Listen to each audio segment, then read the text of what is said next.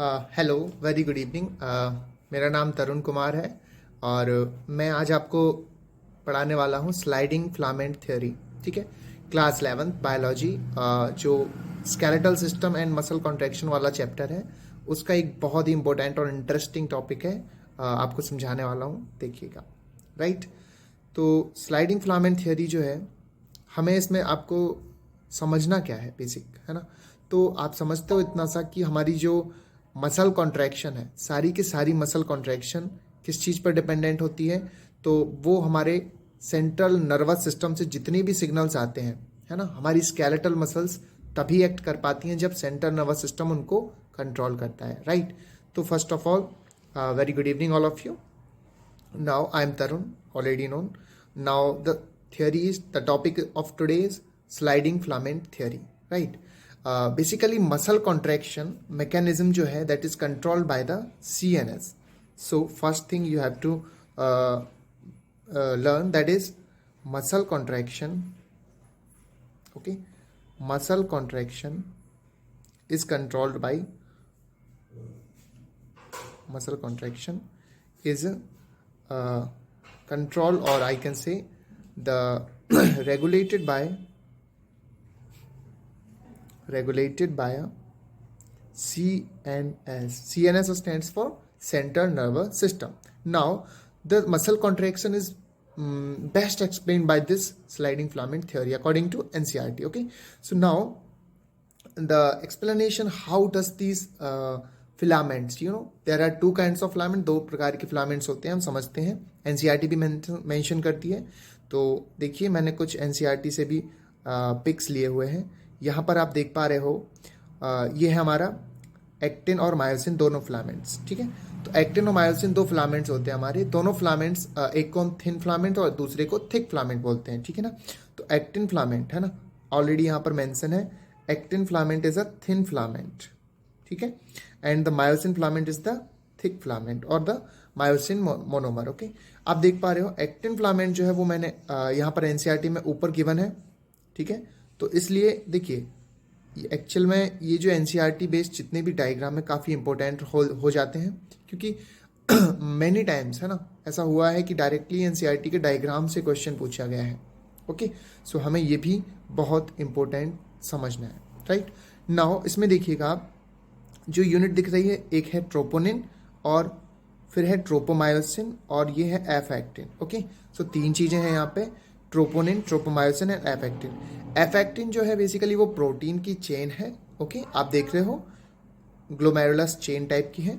और उसके बाद यहाँ पर ये देखिए, जो चेन टाइप की है यहाँ पर, राइट, ये चेन है और इसके बाद इस पर प्रेजेंट है क्या, ट्रोपोमायोसिन। ओके, सो ये जो ट्रोपोमायोसिन है हमारा, ट्रोपोमायोसिन ये देखिएगा, ये रॉड लाइक स्ट्रक्चर है ना, रोप लाइक स्ट्रक्चर बोल सकते हैं इसको हम। ठीक है ना, और इसके ऊपर प्रेजेंट है ट्रोपोनिन। ओके, सो ये कुछ एक बेसिक फ्रेमवर्क है हमारे एक्टिन फिलामेंट का। ओके, इसको हम बोलते हैं thin filament, remember this thing. Okay, now moving on to the next one, that is the myosin filament. Myosin filament thick filament होता है। और मायोसिन फिलामेंट पर देखिए, बहुत इंटरेस्टिंग चीज़ है, मायोसिन फिलामेंट पर एक्टिन बाइंडिंग साइट होती है। Myosin filament have actin binding site. Okay, so हमेशा ध्यान रखना है, कभी भी एक्टिन पर एक्टिन बाइंडिंग साइट नहीं रखनी है, हमें मायोसिन पर रखनी है एक्टिन बाइंडिंग साइट, क्योंकि आप समझ सकते हो एक्टिन से मायोसिन अटैच्ड होगा। Okay, so suppose that this one is the myosin and this one is the actin, so now actin get attached with the myosin. Okay, so myosin पर कुछ site होगी जो कि एक्टिन से attach होगी। Right, okay, now so actin binding sites present on the head of the myosin. Okay, so यहाँ पर बहुत अच्छे से मेंशन किया हुआ है ऑलरेडी एनसीईआरटी ने, हेड। ओके, सो हेड पर दो साइट आप देख पा रहे हो, एक्टिन बाइंडिंग साइट्स हैं और एटीपी बाइंडिंग साइट है। देखिए, मसल कॉन्ट्रैक्शन कभी भी पैसिवली नहीं हो सकता। ठीक है, why there are present active ATP binding sites. ATP binding sites are present here because you know one thing, that ATP mediated, okay, because energy is required. Okay, in the muscle contraction energy is required, right? So this is the basic reason that why ATP binding sites are present there. Right. Now cross arms हैं, myosin पर हम समझ सकते हैं, ठीक है। फिर बस ये रिमेंबर करने वाली जो चीज़ें हैं वो मैंने आपको मार्क हाईलाइट कर दी हैं यहाँ पे, ATP binding sites and actin binding sites. Now ये डायग्राम यहाँ पर सम अप कर दिया है मैंने। इसके बाद हम एक्सप्लेन करते हैं कि किस तरह से जो सिग्नल सीएनएस से, सेंट्रल नर्वस सिस्टम से आ रहे हैं, वो हमारी मसल कॉन्ट्रैक्शन को कंट्रोल किस तरह से कर पाते हैं, राइट। सो समझिएगा, सपोज दैट एक ले मैन अपन बना लेते हैं इसका, है ना। ये सपोज दैट हमारा ब्रेन है, राइट। ये हमारा ब्रेन है, इसमें अलग अलग लोब्स होते हैं, वो हम सब नहीं समझेंगे यहाँ पे अभी, ठीक है। बट ये ब्रेन है, राइट। अब इस ब्रेन से क्या होता है, बहुत सारी न्यूरॉन्स यहाँ से अराइज होती हैं, ठीक है ना। आप समझते हो, क्रेनियल नर्व्स और स्पाइनल वगैरह, वो सारी चीज़ें। बट ये सेंट्रल नर्वस सिस्टम का पार्ट है, ठीक है। अब ये सेंट्रल नर्वस सिस्टम का पार्ट है, सो ये क्या करने वाला है ब्रेन, ये सिग्नल्स देगा, ठीक है। ये जो सिग्नल्स देगा, ये सिग्नल्स क्या होंगे, ये सिग्नल्स मोटर न्यूरॉन के थ्रू, ध्यान रखेंगे क्या, बाया मोटर न्यूरॉन या मोटर नर्व, ठीक है। क्योंकि आप समझते हो सेंसरी नर्व्स का काम होता है सिर्फ सेंसेशन को लेना। थोड़ा सा न्यूरॉन का नर्वस सिस्टम का आपको मैं व्यू दे रहा हूँ। सेंसरी न्यूरॉन का काम होता है जो सेंसेशन आ रहा है उसको गेन करना, वेयर एज मोटर न्यूरॉन का काम होता है उसके अगेंस्ट में जो हमारा ब्रेन एक्टिविटी दे रहा है या ब्रेन जो भी कमांड दे रहा है उसको कमांड डिलीवर करना मोटर न्यूरॉन का काम होता है। जल्दी से समाप्त करते हैं। देखिए, वाया मोटर न्यूरॉन या मोटर नर्व सिग्नल पहुंचेगा हमारी कहाँ तक, मोटर एंड प्लेट तक, ठीक है, मोटर एंड प्लेट तक, राइट। अब ये मोटर एंड प्लेट कहाँ प्रेजेंट होती है, तो हम समझते हैं जो हमारी मसल होती है, मसल पर सपोज दैट देखिए बना देता हूँ, तो यहाँ पर सपोज दैट हमारे पास ये मसल है, ओके, ये रही मसल, ओके। अब इस मसल पर, ये इसका न्यूक्लियस, इसके सरफेस पर इसको हम बोलते हैं सार्कोलेमा, राइट। क्योंकि सार्को मसल के लिए टर्म यूज होता है, सार्कोलॉजी मसल के लिए, ठीक है। तो सार्कोलीमा जो है इसकी सरफेस को बोलते हैं अपन, इसकी लेयर को बोलते हैं।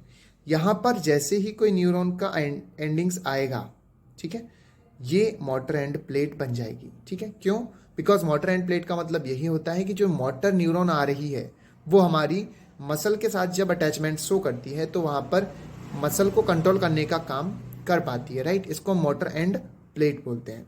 अब देखिएगा, मोटर न्यूरॉन और सार्कोलीमा दोनों चीज़ें हैं यहाँ पर, मोटर न्यूरॉन एंड सार्कोलीमा, सार्कोलीमा, राइट। ये दोनों मिलकर के मोटर एंड प्लेट का फॉर्मेशन कर देती हैं, ठीक है।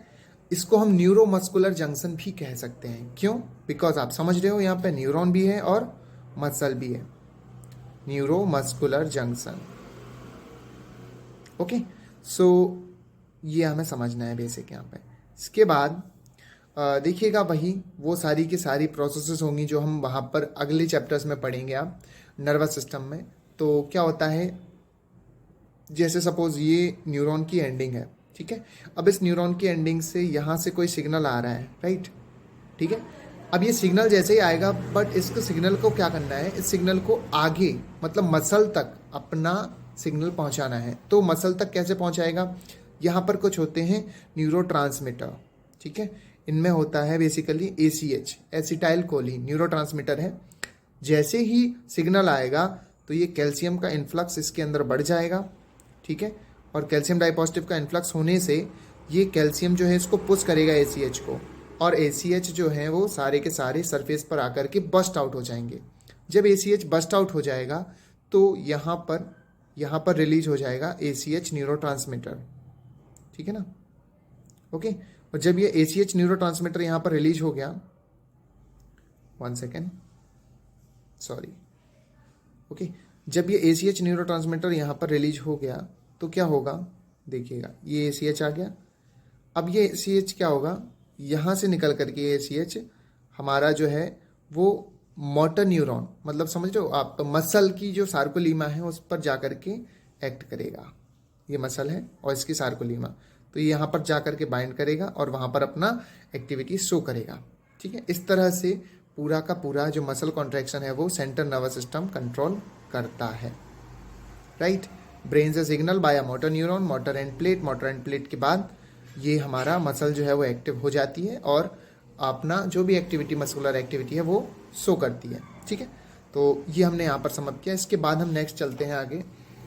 देखिएगा एक्शन पोटेंशियल वगैरह वो सारी की सारी चीज़ें हम नेक्स्ट चैप्टर्स में भी पढ़ते हैं, राइट। बट हम यहाँ पर जो समझ सकते हैं वो ये है कि किस तरह से, अभी देखिएगा जैसे ही मोटर एंड प्लेट की हमने बात की, तो मोटर एंड प्लेट पर जैसे ही सिग्नल आता है, अब हमें एक्टिन और मायोसिन की एक्टिविटी पढ़नी है कि कैसे दोनों अपनी एक्टिविटी शो करते हैं। ठीक है, सो एक जो नेक्स्ट डायग्राम यहाँ पर एनसीईआरटी मेंशन कर रही है, हम उसको एक बार फिर से देख लेते हैं। देखिए, यह diagrammatic representation of anatomy of a muscle fibre showing a sarcomere. ठीक है, तो बेसिकली देखिएगा ये एक्सरे वाला व्यू है, ऊपर वाला जो हम देख पा रहे हैं यहाँ पे, है ना, ये एक्सरे वाला व्यू है। हमें एक्सरे वाले व्यू को समझना है बस इतना, क्योंकि देखो क्लियरली मेंशन किया हुआ है, तो वहाँ पर हम अपने जो डायग्रामेटिक व्यू है उसके थ्रू ज़्यादा अच्छे से समझ पाएंगे। ठीक है, डायग्रामेटिक व्यू में आप देख पा रहे हो जैसे कि जेड लाइन है, तो जेड लाइन आपको एक्सरे में भी दिख रही है। फिर आप देख रहे हो A band, H zone and the sarcomere. तो सार्कोमियर की जो लेंथ होती है वो बेसिकली दो जेड लाइन के बीच होती है। ठीक है, तो दो जेड लाइन के बीच का जो एरिया होता है that is known as sarcomere, right. Now जो ए बैंड है हमारा, ठीक है, ए बैंड कहाँ से कहाँ तक होता है, तो देखिए remember one thing, A band जो होता है उसकी लेंथ सेम रहनी है हमेशा, because it is made up of the myosin. Okay, और आई बैंड जो है, ठीक है ना, आई बैंड आप देख पा रहे हो यहाँ पे, तो आई बैंड जो है वो कहाँ पर है, ये देखिएगा। ठीक है ना, आई बैंड जो है वो दोनों जो हमारे दो मायोसिन है उनके बीच का जो गैप है, राइट। एक देखिए, एक ये वाला मायोसिन ले लेते हैं हम, ठीक है ना, हाँ, एक ये वाला मायोसिन और एक ये वाला ये वाला मायोसिन, और इसके अलावा देखिएगा जैसे कि हम ये देख रहे हैं ये वाला मायोसिन और ये वाला मायोसिन, इन दोनों के बीच का जो गैप दिख रहा है उसको हम बोलते हैं आई बैंड। ठीक है ना, तो ये आई बैंड हो गया, और ए बैंड हमें समझ में ही आ रहा है। और एच जोन जो होता है वो होता है दो एक्टिन फिलामेंट्स के बीच का डिस्टेंस। ठीक है ना, ओके, ये तो इस तरह से एक डायग्रामेटिक रिप्रेजेंटेशन था, इसको हमने समझ लिया। फिर देखेंगे, अब हम आ जाते हैं अपनी स्लाइडिंग फिलामेंट थ्योरी पे। ठीक है, तो अभी तक हमने पढ़ा यहाँ पे, देखिएगा जैसे ही वाया मोटर नर्व के थ्रू जैसे ही सिग्नल आया, तो मोटर एंड प्लेट पर जो है वो ACH का रिलीज हो गया था। ठीक है ना, ये ACH का रिलीज यहाँ पर हो गया है, राइट। अब जैसे ही ACH का रिलीज हो गया यहाँ पे, तो ACH के रिलीज के साथ ACH यहाँ पर मोटर जो सार्कोलीमा है उस पर बाइंड करेगा, और सार्कोलीमा पर बाइंड करने के बाद हमारी मसल को ये एक्टिवेट करेगा, या पर वहाँ पर एक्शन पोटेंशियल जनरेट करेगा। ठीक है, it will generate action potential, it will generate action potential. Okay, so now from here, right, ये एक्शन पोटेंशियल इसने जनरेट कर दिया है।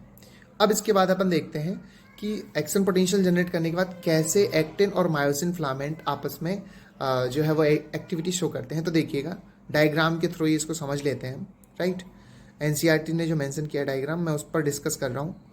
देखिए, हाँ, यहाँ पर देखिएगा आप बेसिकली जो देखिए एक्टिन फिलामेंट, मैंने डायग्राम अभी अपन ने पहले इसके जस्ट पहले पढ़ा था, ऊपर वाला डायग्राम, ठीक है ना, तो उसके थ्रू ही हम समझेंगे। मायोसिन फिलामेंट जो है, मायोसिन फिलामेंट नीचे प्रेजेंट है और एक्टिन फिलामेंट हम ऊपर देख पा रहे हैं। ठीक है, तो एक्टिन और मायोसिन दोनों फिलामेंट जो हैं हमारे, वो क्या कर रहे हैं, एक दूसरे से बाइंड अप करते हैं। ठीक है ना, देखो क्रॉस ब्रिज फॉर्मेशन भी इसको हम बोलते हैं। ठीक है ना, stages in cross bridge formation, क्यों, बिकॉज क्रॉस ब्रिज का फॉर्मेशन होता है, ऊपर से एक्टिन रहेगा और नीचे से मायोसिन, तो इस तरह से क्रॉस ब्रिज उनका बनेगा। इसको हम बोलते हैं क्या, क्रॉस ब्रिज फॉर्मेशन और the sliding filament theory, right. इसमें देखिएगा सबसे पहले एक्टिन फिलामेंट जो है, एक्टिन फिलामेंट पर अभी हमने पढ़ा था ऊपर वाले डायग्राम के थ्रू कि इस पर तीन चीज़ें प्रेजेंट होती हैं। ठीक है, क्या क्या, देखिए ट्रोपोनिन, ट्रोपोमायोसिन और एफ एक्टिन। ठीक है ना, तो जो ट्रोपोनिन होता है, ट्रोपोनिन क्या करता है, ये मायोसिन बाइंडिंग साइट्स को कवर करके रखता है। ठीक है ना, मैं लिख दे रहा हूँ, right. troponin covers the myosin binding sites. Okay, troponin covers the myosin binding site, right? Myosin binding sites. Okay, so ये जो ट्रोपोनिन है हमारा वो क्या करके रखता है, मायोसिन बाइंडिंग साइट्स को कवर करके रखता है, राइट? बट जैसे ही ड्यू टू इनफ्लक्स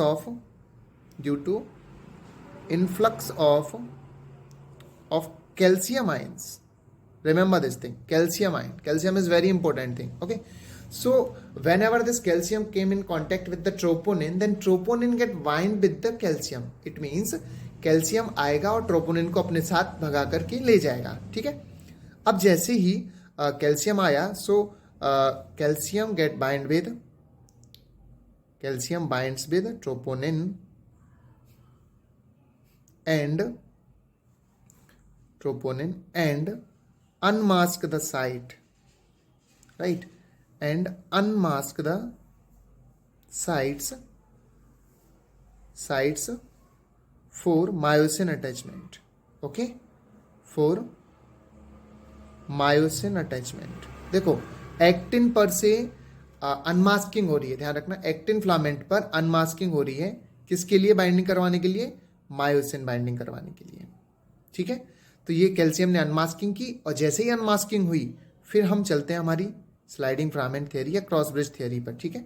तो देखिए, जैसे ही अनमास्किंग हुई क्या होगा, हमारा जो मायोसिन फिलामेंट है वो एक एटीपी का यूटिलाइज करेगा. देखो, कोई भी मसल कॉन्ट्रैक्शन कभी भी बिना एनर्जी एक्सपेंस के नहीं हो सकता, ठीक है? इसीलिए जैसे ही वहाँ पर एक्टिन पर जो मायोसिन बाइंडिंग साइट्स हैं वो एक्टिव हो गई, तो हमारा जो मायोसिन फिलामेंट है वो क्या करेगा, वो अटैच कर जाएगा, right? Myosin filament get attached with the actin filaments and after the expense of this, so what happen actually, ये जो मायोसिन फिलामेंट बाइंड कर गया है एक्टिन फिलामेंट से, तो ये क्या करेगा, मायोसिन फिलामेंट इसको पुल करेगा, मायोसिन फिलामेंट पुल करेगा एक्टिन फिलामेंट को. अब हम देखेंगे इसको, देखो थोड़ा सा रिलेट करके चलते हैं, बिकॉज 2 डायग्राम और भी मेंशन है एनसीईआरटी में, तो इनको समझना थोड़ा सा कई बार डिफिकल्ट होता है, बट इसको हम इजी वे में समझते हैं, राइट? देखिएगा, इस डायग्राम में देखिए आप, ठीक है? इसमें हमें दिख रहा है कि जो फिलामेंट है हमारा मायोसिन फिलामेंट कहाँ है? तो देखिए, मिडिल वाला जो फिलामेंट दिख रहा है हमें यहाँ पे, वो मिडिल फिलामेंट कौन सा है? ये वाला मायोसिन, ठीक है ना, राइट? ये फिलामेंट है मायोसिन, राइट? अब ये फिलामेंट क्या करेगा, यहाँ पर आप देख पा रहे हो बहुत सारे हैं. तो पहले क्या है, रिलैक्स्ड स्टेट में है, राइट? पहले रिलैक्स्ड स्टेट में क्या है, जो एच जोन है, राइट? हमारा जो एच जोन है वो कैसा है, अभी तक काफ़ी विजिबल है. ओके, नाउ जैसे ही बाइंडिंग होगी एक्टिन और मायोसिन की, तो मायोसिन क्या करेगा, पुल करेगा एक्टिन को, myosin pull the actin filament. और जैसे ही मायोसिन पुल करेगा, सो आप नेक्स्ट वाले कॉन्ट्रैक्टिंग वाली फेज में देख पा रहे होगे कि यहाँ पर क्या हुआ है, कॉन्ट्रैक्टिंग फेज में due to the pulling action H zone की लेंथ या विड्थ जो है वो कम हो गई है, ठीक है ना? एच जोन की विड्थ क्या हो गई है, यहाँ पे कम हो गई है, राइट? सो ये चीज़ भी हम यहाँ पर मेंशन कर लेंगे. सेकेंड वाले में, during the contraction H zone reduces its length. Okay, reduces its length, right? During the contraction H zone की लेंथ जो होती है वो रिड्यूस हो जाती है. ओके, बट क्या यहाँ पर ए जोन है ना, ए बैंड की मैं बात करूँ, क्या ए बैंड की साइज में कोई डिफरेंस आएगा? नहीं आएगा, ठीक है ना? सो कुछ जो मतलब बहुत कई बार क्वेश्चन आया हुआ है यहाँ से, तो A band retains its length, NCERT भी मेंशन कर रही है, retains its length. Okay, A band जो है वो अपनी लेंथ को क्या करेगा, रिटेन करेगा, मतलब उसमें कोई कॉन्ट्रैक्शन नहीं होगा, ठीक है? फिर देखेंगे हम थर्ड स्टेज. अब देखिएगा, जैसे ही कॉन्ट्रैक्शन होगा तो 2 जेड लाइन्स हैं, वो जेड लाइन्स क्या हो जाएंगी, थोड़ा सा पास में आ जाएंगी, ठीक है? अब देखेंगे मैक्सिमल कॉन्ट्रैक्शन, है ना? थर्ड स्टेज जो है हमारी वो है maximally contracted stage. Okay, so during the maximally contracted stage आप देख पा रहे हो क्या हो रहा है, जो आई बैंड है, सॉरी जो हमारे एक्टिन फिलामेंट्स हैं, एक्टिन फिलामेंट्स एक दूसरे के ऊपर ओवरलैप हो गए हैं ऐसे, ठीक है। तो एक्टिन फिलामेंट्स क्या हो गए हैं, एक दूसरे के ऊपर ओवरलैप कर गए हैं, ठीक है। ये देखिएगा, इट मीन्स एक्टिन फिलामेंट जब यहाँ पर बहुत ज़्यादा ओवरलैप कर गए हैं तो मैक्सिमली कॉन्ट्रैक्शन में क्या हो रहा है, आपको ध्यान रखना है, during the maximal contraction H zone disappears, H zone disappears, okay. During the maximal contraction H zone disappears, क्यों, because actin filaments cover one another, है ना, एक दूसरे को वो ओवरलैप कर ले रहे हैं, ठीक है ना। सो बेसिकली ये जो डायग्राम था स्लाइडिंग फिलामेंट थ्योरी के थ्रू, हमें इसको समझना थोड़ा सा कभी कभी डिफिकल्ट होता है, बच्चों में प्रॉब्लम्स होती हैं, बट यहाँ तक मैंने काफ़ी कुछ एक्सप्लेन किया है इसको। अब देखेंगे कुछ चीज़ें और हैं इसमें कि जो जेड लाइन्स हैं, है ना, जेड लाइन्स क्या हो रही हैं, जेड लाइन्स कम क्लोजर, तो ये भी एक ऑब्जर्वेशन हम यहाँ पर नोट कर लेंगे, that two Z lines come closer, वो एक दूसरे के पास आ जाती हैं जेड लाइन्स, ठीक है ना। इसके अलावा मतलब हम ऐसे बोल सकते हैं कि उनकी पुलिंग हो जाती है, ठीक है ना। और आई बैंड है, देखिए ए बैंड तो अपनी साइज सेम रखेगा, बट आई बैंड की साइज क्या हो जाएगी, रिड्यूस हो जाएगी। During the contraction I band size reduces, I band size reduces, okay. So ये चीजें हमें यहाँ पर observation of the sliding filament theory रखना है, ठीक है। अगेन फिर क्या होगा देखिएगा, अभी हमने 1 and 2 स्टेप यहाँ पर कंप्लीट कर लिए हैं स्लाइडिंग फिलामेंट थ्योरी के। जैसे ही क्रॉस ब्रिज का फॉर्मेशन होगा और पुलिंग हो जाएगी, पुलिंग होने के बाद फिर क्या होगा, फिर देखिएगा अभी क्या होगा, मायोसिन फिलामेंट वापस से, है ना, एडीपी का यूज करके वापस से क्या हो जाएगा, एडीपी और इनऑर्गेनिक फॉस्फेट दोनों का यूज करके, आप डायग्राम में देखिए यहाँ पे, तो डायग्राम में एडीपी और इनऑर्गेनिक फॉस्फेट दोनों का यूज करके, ठीक है ना, इन दोनों का यूज करके वापस से ये डिटैच हो जाएगा, है ना। जैसे ही डिटैच हो जाएगा तो ब्रेकिंग हो जाएगी क्रॉस ब्रिज की, जो क्रॉस ब्रिज बना हुआ था हमारा वो क्रॉस ब्रिज टूट जाएगा, ओके। और जब वो क्रॉस ब्रिज का ब्रेकिंग डाउन होगा, सो that is basically the detachment. It means जो एक्टिन और मायोसिन फिलामेंट जुड़े हुए थे अब वो वापस से अपनी नॉर्मल स्टेट में चले जाएंगे, ठीक है। और ये कब पॉसिबल होगा, तो देखिए सिंपल सी बात है, कैल्शियम के इन्फ्लक्स से हुआ था। स्टार्टिंग में क्या हुआ था, यहाँ पर कैल्शियम का इन्फ्लक्स हुआ था, ठीक है, कैल्शियम का इन्फ्लक्स हुआ था, ठीक है ना। अब जैसे ही यहाँ से कैल्शियम आयन जो है वो वापस से बाहर चला जाएगा, सार्कोप्लाज्म से बाहर चला जाएगा कैल्शियम, तो उस केस में क्या होगा, वापस से हमारा जो एक्टिन और मायोसिन फिलामेंट जुड़ा हुआ है, जो क्रॉस ब्रिज बना हुआ है, वो वापस से टूट जाएगा, है ना। और इसको हम बोल देंगे कि क्रॉस ब्रिज का डिफॉर्मेशन हो गया, ठीक है ना। सो ओवरऑल ये जो मैकेनिज्म थी ब्रेकिंग ऑफ क्रॉस ब्रिज तक, यहाँ तक हमने इसको कवर अप किया है, कंप्लीट कर लिया है, राइट।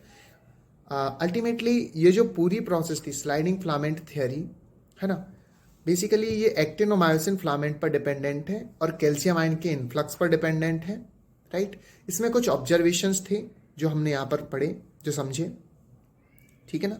तो ऑब्जर्वेशंस में आपको बस ये डायग्राम के आसपास जो मैंने ऑब्जर्वेशन लिखे हैं इनको याद रखना है बस, कि 2 Z lines come closure, right, during the muscle contraction, और आई बैंड की साइज क्या हो जाती है, रिड्यूस हो जाती है, एच जोन भी अपनी रिड्यूस कर लेता है लेंथ को, और कई बार जब मैक्सिमल कॉन्ट्रैक्शन होता है तो क्या होता है, आपके जो एक्टिन फिलामेंट है वो एक दूसरे को ओवरलैप कर लेते हैं, और जब ओवरलैप कर लेंगे तो उस केस में एच जोन डिसअपियर, ठीक है ना, एच जोन दिखेगा ही नहीं, जेड लाइन्स पास आ जाती हैं and length of the sarcomere will reduces. एक और पॉइंट हम यहाँ पे नोट डाउन कर सकते हैं, length of the sarcomere reduces,